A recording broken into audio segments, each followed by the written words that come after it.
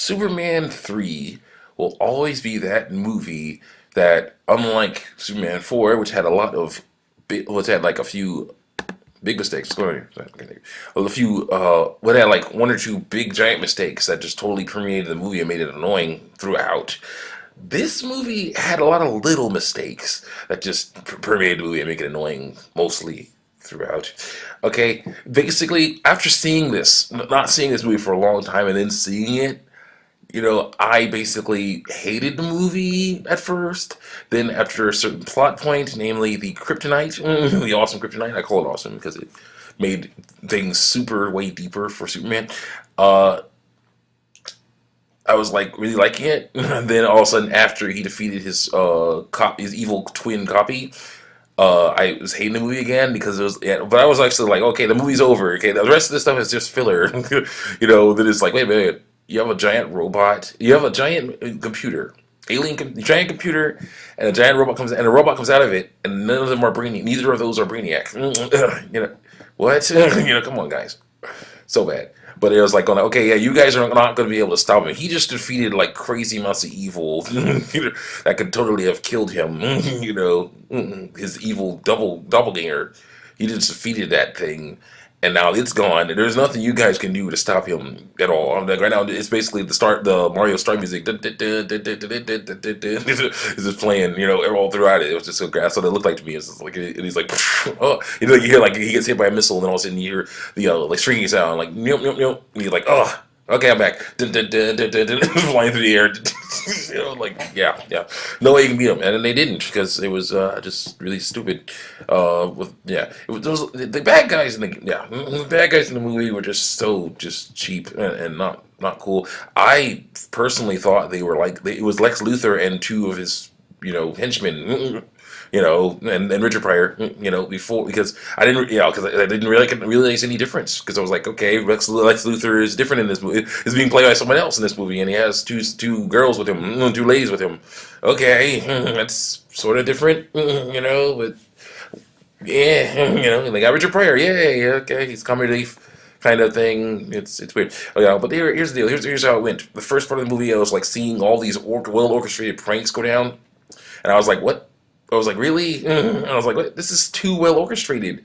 There's no way that anyone, that this is happening, for real without someone orchestrating it. At first, I was thinking this is like the cheesiest stuff ever. I mean, to really just go from the awesomeness that was Superman 2 with General Zod and those other two Kryptonian bad guys, and to come to this just obvious silly too well directed slapstick is just annoying. What's wrong with these directors? Then it was like, what's wrong with these? Yeah, and then I was like, what's wrong with these movie makers here? What's wrong with these people? Then I was thinking, hey, this will be a terrific opportunity for Mr. Floaty Guy, one of Superman's enemies. I don't really want to say his real name because I don't know what it really means. But if I'm thinking right, I could do the Link Cara from top of the wall thing of you have the devil in this movie, and you just had him defeated by a pie. Nice, nice. Yes. Let me just explain what I mean here. Basically, once I realized, hey, they could have totally had that Mr. Floaty guy played by the little guy that was played by blessed what's his name, Gilbert Gottfried on the WB animated series. If he could have had him in there, he would be perfect for these little pranks, weird things happening all over the place that are so well orchestrated. He would have been perfect because he likes doing that kind of stuff. Changing reality. That's one of his powers. I Wikipedia'd him. Changing powers. Yeah, sorry, Wikipedia. But still, changing powers and changing reality is one of his main things. This dude can basically just cause all kinds of weird things happen. I remember in that episode of WB Superman where he messed around and made the Thinker made Superman think that the Thinker was alive. Thinker statue was alive and trying to hurt people. So he smashed the statue thinking he was trying to hurt somebody, and it was actually just the statue. It was an all illusion. It was all in the head. He was even able to mess with Superman with that. So that's pretty crazy, But in this one, I was thinking this would be a perfect opportunity. Why didn't they use them? What's wrong with these directors? Again, I was like, what's wrong with these directors? Then I was like, wait a minute. Looked at the last 5 seconds of this scene, this first opening scene, and I was like, wait a minute. Why would Clark Kent, one of the coolest, upstanding guys around, throw a pie into somebody's face, intentionally? Let's rewind a little bit. I was like, are you around? And then I saw, for the last 2 or 3 seconds, someone appear in one of the worst uh, special effects I ever seen in my life. Just appear, just come basically, and it was obviously he was like erased from the film, but then put back in or something like that. You see that coming, and then you see him get hit in the face with the pie. I'm like, and then you see, like, I pause at his face. It's not a normal human's face. It's a cartoon mask face. And I'm like, and he's looking all sad because I'm like, that was him. That was Mr. Floaty Guy. They had him in the movie, and all they had him do was do things like, okay, you're you're blind. Hey, okay, all right. Look, there's a blind dude right there with a seeing eye dog. I'm gonna have a little dog run, a little smaller dog run across the path of that seeing eye dog, which is gonna cause the seeing eye dog to run away, to chase after that dog, leaving the blind person stranded. Okay, those two dogs are gonna run past a car. This is gonna cause it to swerve out of off the road onto a fire hydrant and start filling up with water. All right, then I'm gonna have this beautiful woman is gonna be walking by. I'm gonna have this beautiful woman take a path walking beside this one guy. So we'll look at the beautiful woman instead of this hole in the ground. He'll fall in the hole. Someone else will do this, domino effect on these phone booths, also just like that. And then it's like, oh, crap, I've been defeated by a pie, and then it's like, that's it. You're like, yeah, that's it. For that, let's look at Richard Pryor. Got Richard Pryor right here. I'm like, okay, see, that's cool because he was one of the most interesting characters in the movie, human characters in the movie, in my opinion. But you had a character who could bend reality and then, of course, help out with the villain's plot.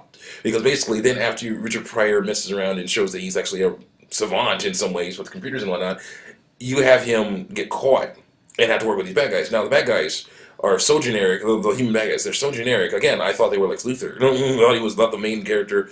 These three I call Linus, Lucy, and Sally because they look like Linus, Lucy, and Sally when they're like, geriatric. Yeah, well, not Sally.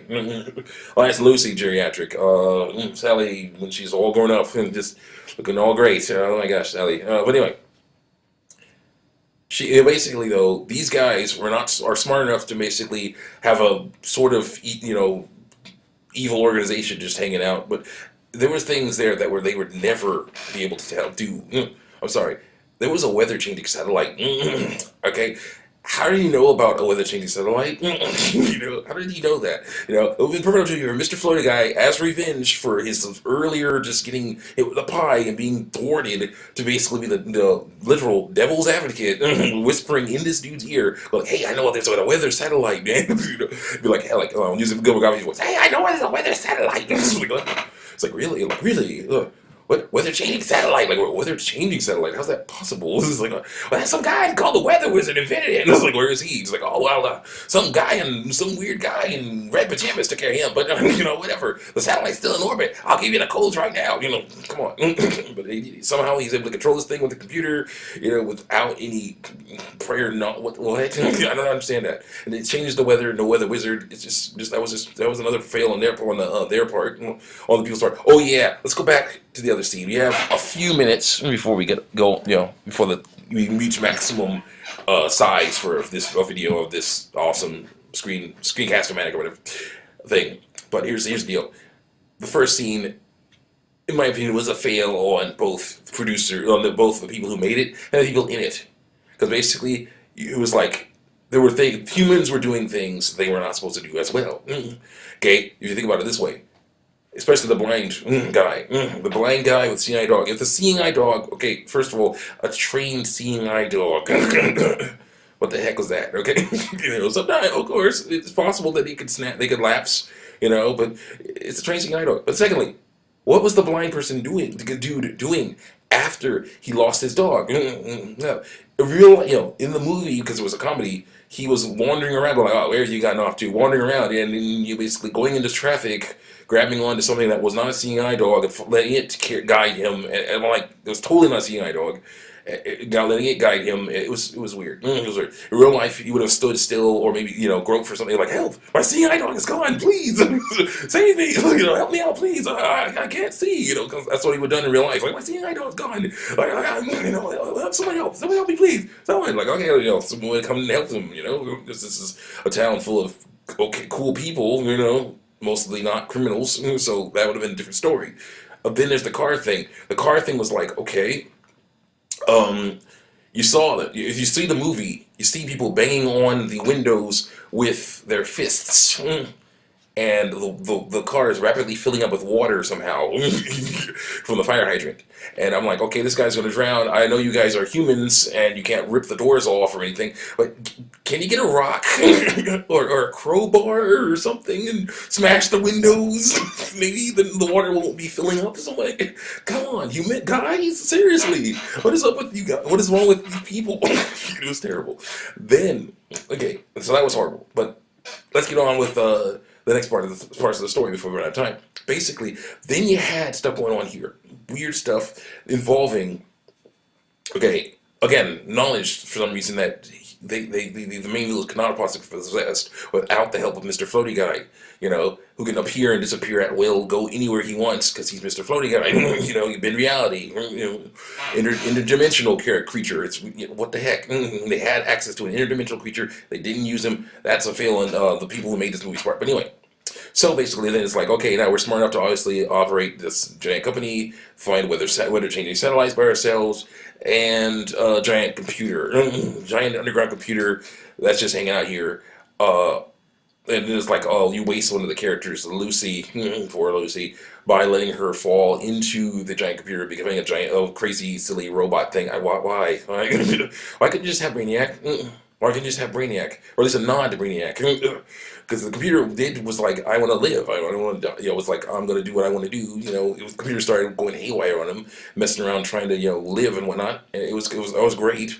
Richard Pryor helped make the computer or whatever, I guess, but still, it was getting this Brainiac going. I would have rather it make a robot, just make a robot and just have it run after them or something like that, and chase after them or whatever. Then Superman is able to stop the robot, and that could have been Brainiac nod, but it wasn't. It was a waste of a character. Also, Richard Pryor's character, though not that intelligent in many respects, knows the computer pretty well, the design of the computer pretty well, and yet when it's time to stop the computer from killing Superman with the second attempt at making kryptonite that seems to be a lot more like actual kryptonite than the first one, which actually I would have rather had the first one back because that first one made the movie awesome because it made him go evil. Superman have to fight, made his evil tendencies creep up, made him have to actually fight his evil tendencies. And I didn't realize this. He was fighting that stuff like nobody's business. Okay? This guy, Superman, is capable of destroying entire cities very quickly. And yet, the worst thing he did was thump peanuts into a mirror in a bar and then laser the mirror into bottles on the wall and laser a mirror and maybe move around certain monuments. That is incredible strength for Superman. There's that, and the resulting fight in that junkyard that he was able to get to basically make me really want to see this movie again. Of course, fast forward past all this stupid stuff, get to that part where he starts turning evil. Richard Pryor has this patent speech, starts turning evil, and then keep going with that until that part ends. He wins. You hear the music swell, dun dun dun dun dun dun dun dun. He takes the shirt, pulls the shirt open, and he's Superman inside out after destroying the coffee, and make it disappear. Dun, dun, dun. I was like, oh, Superman, this makes me like Superman now. The old '80s movie which makes me like Superman. You're like, oh my gosh, that is amazing. This guy is awesome. I want to see these more movies. Hopefully, they're better than this one. With in the beginning and at the end. The middle was so great. Then there's the beginning and the end that were just horrible. So it was just weird. It was just weird. Yeah. And then it did just devolved again and stupid stuff with weird stuff. And then it's like a whole another director was directing that part, like Christopher Nolan, basically, because it was a fight scene between two really powerful creatures, powerful people with no music, horrible things happening to the good guy. Christopher Nolan sounding so great. But anyway, I'm running out of time, so I better just get going quick.